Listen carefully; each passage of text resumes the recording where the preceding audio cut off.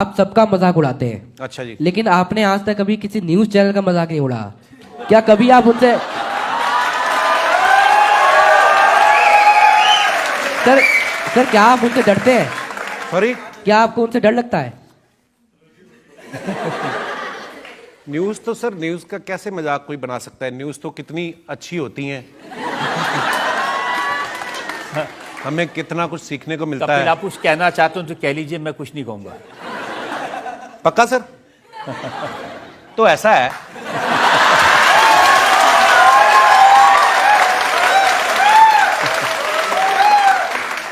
सब न्यूज वाले नहीं, कई कई जो यहां पे नहीं है। आप देखना आजकल ना समय बड़ा फास्ट आ गया है सर, पेस बहुत आ गया है। फॉर एग्जांपल क्रिकेट के 5-5 दिन के मैच होते थे, वनडे आ गए, 2020 आ गए। वो फॉर्मेट जो है न्यूज में भी आया, म्यूजिक में भी आया। गाने भी पहले 6-6, 7-7 मिनट के होते थे, 2-2, 2.5 मिनट के हो गए। न्यूज में भी आया। आजकल आप देखो बहुत सारे न्यूज चैनल हैं, देश तो वही है, खबरें तो वही ले दे के आती जितनी। तो पहले पहले तो जब प्रोग्राम का नाम रख लेते 60 मिनट में 60 खबरें, प्रोग्राम तो बना लेते ऐसा, उसके बाद खबरें तो होती लिमिटेड। तो शुरू कहां से करते हैं? भारत के प्रधानमंत्री मिले अमेरिका के राष्ट्रपति से, उसी खबर के 5 टुकड़े कर देते हैं।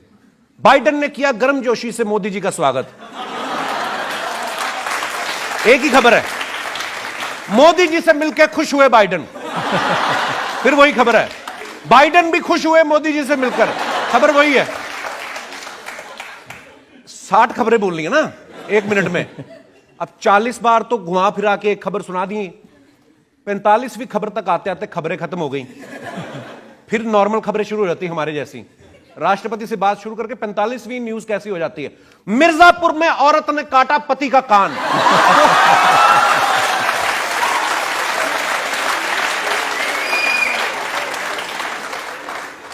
दौसा में पेरेंट्स मीटिंग में आई महिला को ले भागा हेडमास्टर।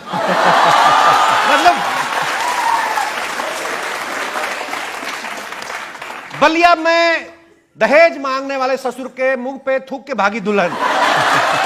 फिर खबरें ऐसी आती हैं। वाराणसी में शराब पी के आए दूल्हे ने मचाया हड़कंप। मतलब शुरू आपने बाइडेन से किया, फिर तो ऐसा होता है कभी कभी, पर बड़ा मजा आता है ऐसी खबरें सुन के भी।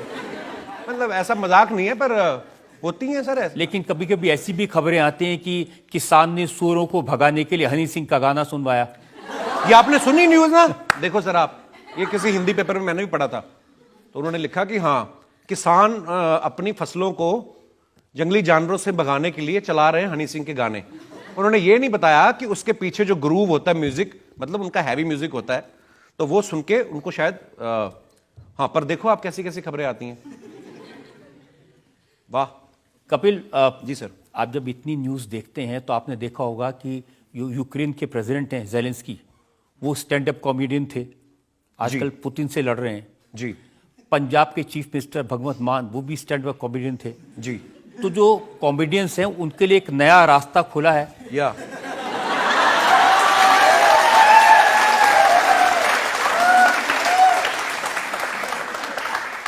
बिल्कुल सर। तो आपकी भी ऐसी कुछ न्यूज आएगी किसी दिन?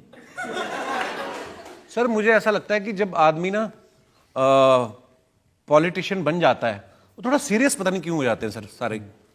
नहीं, अब राहुल गांधी सीरियस तो नहीं है। अब मोदी जी तो कहते हैं ना कि राहुल गांधी कपिल शर्मा को कंपटीशन देंगे। हैं, ऐसा कहा उन्होंने? वाओ। पर मुझे लगता है कि हाँ सर, मैं हैं, मेरे को ना सर, मेरे को ऐसे अच्छा लगता है कि मैं हंसी मजाक करता हूँ लोगों के साथ, मस्ती करता रहूं। मुझे लगता है कि जब आप अगर पॉलिटिशियन बन जाते हैं ना, तो आपको भी तो एक तो सफेद कुर्ता आपको बड़ी टेंशन में डाल देता है ना आदमी। आप कभी सर देखना, अभी अब आप, मैं कॉमेडी करता हूं, मैं जिस मर्जी अपने तरीके से है ना बात करता हूं। मैंने आज तक किसी भी देश के किसी भी प्रधानमंत्री को इतने रिस्ट्रिक्ट हो जाते, वो ऐसे भी नहीं कर सकते। मतलब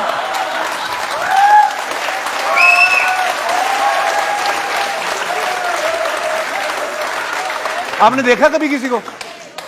मेरी वाली जिंदगी बड़ी इजी है, कुछ भी हुआ तो हाँ सर आई एम ओके या प्रधानमंत्री कभी किसी देश का हो तो वो थोड़ी ना ऐसे कर सकते हैं कि दोस्तों।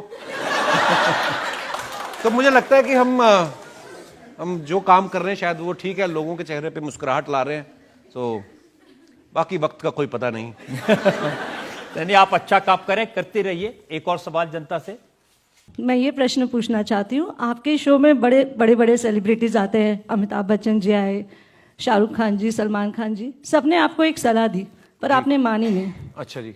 सबने आपको सलाह दी कि शादी मत करना कपिल, लेकिन आपने वो सलाह नहीं मानी। अच्छा, खुद वो करके बैठ गए, मुझे रोक रहे हैं। मैं क्यों मानूं? मैंने की शादी, मुझे बड़ा मजा आया। क्यों ना करें भाई शादी, और अच्छी चीज होती, मैं आपको सही बताऊं, मतलब ये तो खैर हम लोग हंसी मजाक करते हैं, क्योंकि कहीं ना कहीं हमें ये भी लगता है कि यार हमारी बीवी है, हम लोगों का रिलेशन ऐसा होता है कि पता है हंसी मजाक करेंगे, ये कभी गुस्सा नहीं करेगी, तो ये रिलेशन बड़ा ब्यूटीफुल होता है। मेरी लाइफ में तो बड़ा चेंज आया मैम शादी करने के बाद, और लाइफ एक्चुअली बदल गई, बिल्कुल बहुत खूबसूरत हो गई है। तो मैं तो सभी को सलाह दूंगा कि जिन्होंने अभी तक शादी नहीं की वो जरूर करें, और जिनकी हो चुकी वो एक और करें। आई मीन सॉरी, गलती से, पर हाँ करनी चाहिए जरूर। लेकिन कपिल, शादी होने के बाद भी ये फ्लर्ट करने की हिम्मत कहां से आई? यार ऐसी बात थोड़ी, पंजाबी करते हैं फ्लर्ट। अभी चाइना वाले देखो कितनी जनसंख्या, वो पंजाबी हैं। ऐसी बात नहीं है सर, पता नहीं कोई खूबसूरत हिरन आती ना, मैं करता नहीं, मेरे से हो जाता है, मतलब, पर वो इतना ही होता है वो कैमरे के सामने ही। वैसे मैं बड़ा शर्मीला हूं।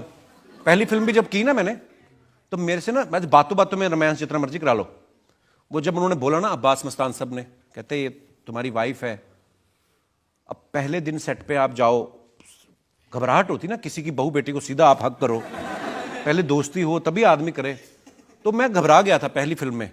अब मैं थोड़ा खुल गया हूं ना, मतलब क्योंकि घर पे रियाज हो जाता है ना, प्रैक्टिस हो जाती है। जब आपके घर पे आपकी खुद की बीवी हो तो फिर कैमरा पे आप थोड़ा और अच्छा करते हो। तो मैं, अब आप घर जाना पता चलेगा। मैंने जाना नहीं, मैं कल हैदराबाद जा रहा हूं। की अदालत में अगला जी। आपकी अदालत में कॉमेडी किंग कपिल शर्मा पर आरोप है कि इनके दो रूप हैं। कपिल, एक तो रूप है जो लोगों को दिखाई दे रहा है, जी सर। जो आपके शोज में दिखाई देता है, हंसने का, हंसाने का। जी सर। एक रूप है जो रात को 10 बजे के बाद दिखाई देता है,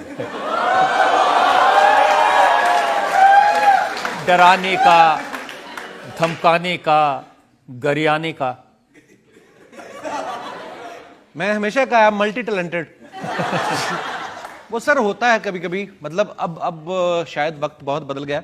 पहले होता था, मुझे ना मुझे अच्छा लगता है लोगों को हंसाना, लोगों से बातें करना। कभी कभी गुस्सा भी आ जाता है, आ जाता था ज्यादा, शादी के बाद तो बिल्कुल खत्म हो गया। तो होता है सर कभी कभी, पहले ऐसा होता था, मैं ना ट्विटर पे चले जाना, मेरे को किसी ने एक गाली देनी तो मैं उसको 10 देता था, तो मेरे दिमाग से ही निकल गया कि फेक अकाउंट बना के भी गाली दी जा सकती है। तो मैं अपने ब्लू टिक वाले से लगा रहा। तो अच्छा लोग, अच्छा मेरे को जो मर्जी कोई बोल जाए, उनको कोई कुछ कहता नहीं, मैंने एक दे दी तो फटाफट न्यूज बन गई।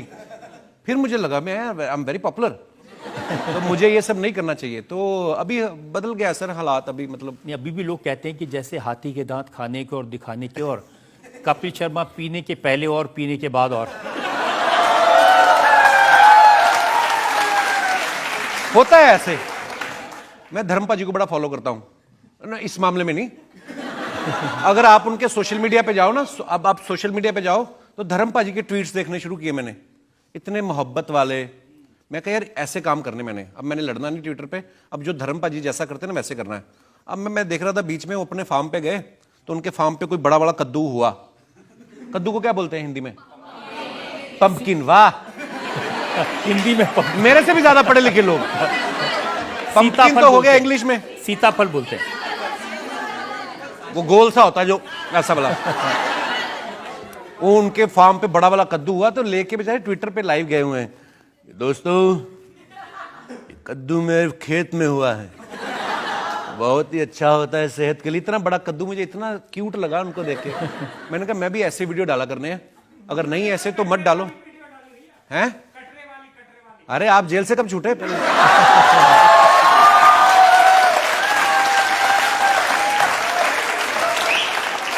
पर मैं, जो मेरे से उम्र में छोटे हैं, मेरे छोटे भाई बहन, मैं आपको एक सलाह दूं, दुनिया में अगर आपको कोई बुरा भला बोलता है तो उसको इग्नोर करें, क्योंकि मोहब्बत करने वाले ज्यादा हैं, वो होते एक दो ही हैं, लेकिन ना हमें आदत है, हम लोग भी मसाला ढूंढते हैं। अगर कहीं लिखा हो ना खबर में कि 4 लोगों ने, है ना, खुशी में मनाई होली, डाले भंगड़े, हम उसको देखते ही नहीं है।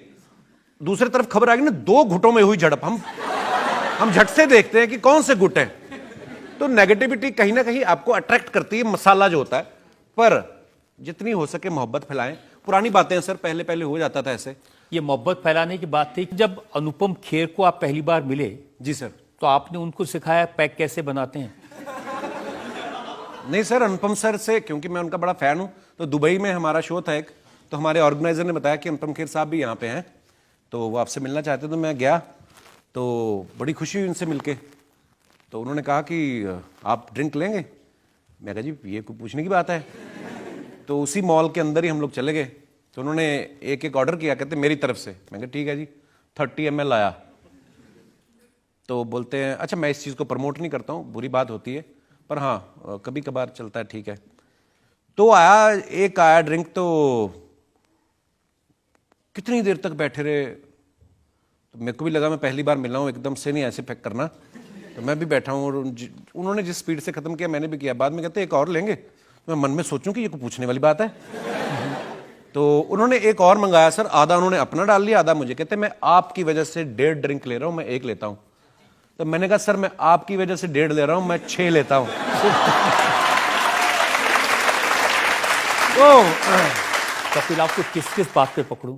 आपने आधी रात में बच्चन साहब को मैसेज भेज दिया। मैंने, सर मैं उनको बड़ा प्यार करता हूं, पर एक बार मैंने फिल्म बनाई अपनी, जिसकी हम बात कर रहे थे, फिरंगी। तो मेरा उस समय मेंटल कंडीशन ठीक नहीं था, तो थोड़ा डिप्रेशन में चल रहा था। दिन रात मेरे को लगता था कि मैं लोगों को फेस नहीं कर पाऊंगा। मैंने कहा था फिल्मों में मत जाओ। नहीं नहीं उससे पहले तो पहली फिल्म तो सुपर हिट थी सर, तो वो दूसरी फिल्म अभी रिलीज भी नहीं हुई थी, तो फिल्म का उससे कोई लेना देना नहीं था। कई बार होता है, आप थोड़े कलाकार होते हो तो कभी कभी सेंसिटिव हो जाते ज़्यादा। तो मेरा मन नहीं करता था किसी से मिलने का, शो भी मैंने बंद कर दिया। वो फिल्म बनी पड़ी थी, सारे आपके जो आसपास टीम होती बोलते रिलीज करो, और किसी ने कहा कि आप बच्चन साहब से वॉइस ओवर करवा लो। मेरे को फेवर लेना अच्छा नहीं लगता है सर किसी से, पर बच्चन साहब इतने बड़े लेजेंड हैं हमारे, तो पर सो स्वीट ऑफ हिम। मैंने उनको मैसेज किया, मैंने कहा सर मैंने एक पहली बार फिल्म प्रोड्यूस की है, तो आप प्लीज़ एक वॉइस ओवर कर देंगे? सर 5 मिनट के अंदर उनका मैसेज आया कि मैं 8 तारीख को या 9 को फलाने स्टूडियो में अपनी एक फिल्म के लिए डबिंग कर रहा हूँ, आप अपनी टीम भेज दीजिए। तो मेरा मतलब होता ना कि यार इतने बड़े आदमी है, वो चाहते तो ना भी रिप्लाई करते। और मेरे में भी हो सकता शायद ना हिम्मत आती, तो मेरे 2 लगे हुए, तो मैं कर दिया मैसेज।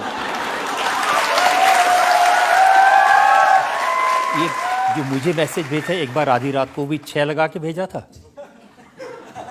सर उसमें अगर स्पेलिंग मिस्टेक थी तो फिर हो सकता है, अगर उसमें स्पेलिंग मिस्टेक नहीं थी। पर मैं सर को मैं बताना चाहता हूं कि सर किस मैसेज की बात कर रहे हैं। एक बार मैं इंडिया टीवी पे न्यूज़ देख रहा था, हमारे हिंदुस्तान के ही पंजाब के एक सरबजीत सिंह, वो पाकिस्तान की जेल में थे।